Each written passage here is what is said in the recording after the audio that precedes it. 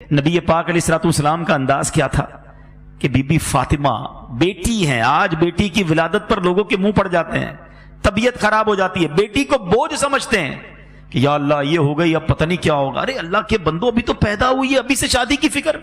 جس رب نے بیٹی دی ہے وہی انتظام کرے گا نا، وہ خالق ہے، وہ مالک ہے، وہ رازق ہے۔ نبی پاک علیہ السلام فرماتے ہیں جس کا مضمون ہے کہ جس کی 3 بیٹیاں ہوں اور اس کی اچھی پرورش کرے اور ان کو اچھی طریقے سے پال پوس کر بڑا کر کے ان کا رشتہ کر دے، اللہ کریم ان 3 بچیوں کے بدلے اس کے والدین کو جنت عطا فرمائے گا، جنت واجب ہو جائے گی۔ صحابی رسول نے عرض کی حضور اگر کسی کی 2 بیٹیاں ہوں؟ اللہ کے حبیب فرماتے 2 بیٹیاں ہوں تب بھی جنت واجب ہو جائے گی۔ جب پہلی بار میں یہ حدیث پڑھ رہا تھا نا، میں سوچنے لگا میری تو 1 بیٹی ہے۔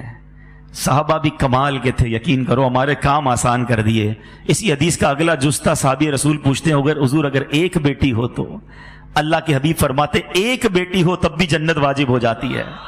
ارے بیٹی تو جنت میں لے جانے والی ہے، اور تمہیں بیٹی ہو گئی تو پریشانی ہو گئی، موڈ آف ہو گیا، میاں بیوی میں لڑائی جھگڑے۔ ارے عورت کے ہاتھ میں ہے کیا بیٹی پیدا کرنا؟ لوگ طلاق دے دیتے اس بات پر کہ نہیں جناب بچیاں ہی پیدا کر رہی ہے۔ ارے اللہ کے بندو، اللہ کی بارگاہ میں سجدہ شکر ادا کرو، بے اولاد تو نہیں ہو۔ 20 سال ہو گئے لوگوں کی شادیوں کو اولاد نہیں ہوتا، اور اولاد ہو گئی تو تم موڈ خراب کر رہے ہو۔ نبی پاک علیہ السلام کا اپنی صاحبزادی سے انداز کیا تھا، بلکہ ایک پہلے حدیث سن لو، ان تمام لوگوں کے لیے زبردست چوٹ ہے۔ اللہ کے حبیب فرماتے بیٹیوں کو برا نہ کہو، حدیث پاک کا مضمون ہے بیٹیوں کو برا نہ کہو کہ بے شک میں بھی بیٹیوں والا ہوں۔ اللہ کے حبیب نے اپنے آپ کو صلی اللہ علیہ وسلم بیٹیوں والا کہا، اور فرمایا یہ تو ماں باپ کے لیے بڑی محبت والیاں ہوتی ہیں۔ اور میرے میٹھے اسلامی بھائیوں، نبی پاک کا کیا ایٹیٹیوڈ تھا۔